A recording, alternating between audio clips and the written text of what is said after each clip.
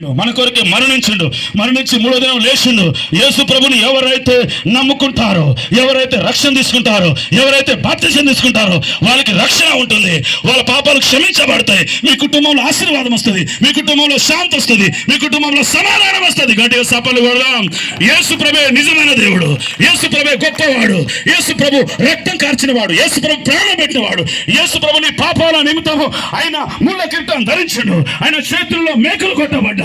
అందుకే యేసు ప్రభుని నమ్ముకోండి, ఆయన రక్షకుడిగా స్వీకరించండి. తండ్రి కుమార పరిశుద్ధాత్మ నామములో బాప్తిసం తీసుకోండి. మీ కుటుంబం రక్షించబడుతుంది, మీ కుటుంబం ఆశీర్వదించబడుతుంది.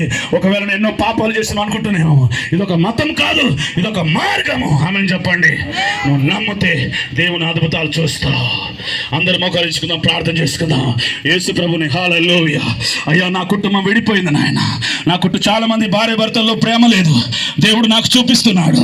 ఐక్యత లేదు, సమాధానం లేదు.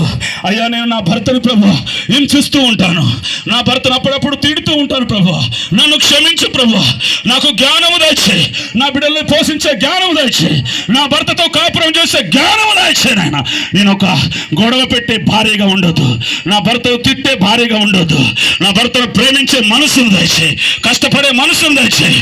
దేవుని వాక్యంలో చెప్తుంది, చెల్లి ఉదయకాలం లేచి జ్ఞానవంతురాలు భర్త కొరకు భోజనం ఏర్పాటు చేస్తుంది. ఒక భార్య కష్టపడే భార్య ఉండాలి, ఒక భార్య ప్రార్థన చేసే భార్య ఉండాలి. ఒక భార్య దేవుని వాక్యంలో చెల్లి సామెతల గ్రంథంలో రాయబడ్డది, 31వ గ్రంథంలో, యెహోవా యందు భయభక్తులు గల స్త్రీ కొని ఆడేబడును రాయబడ్డది.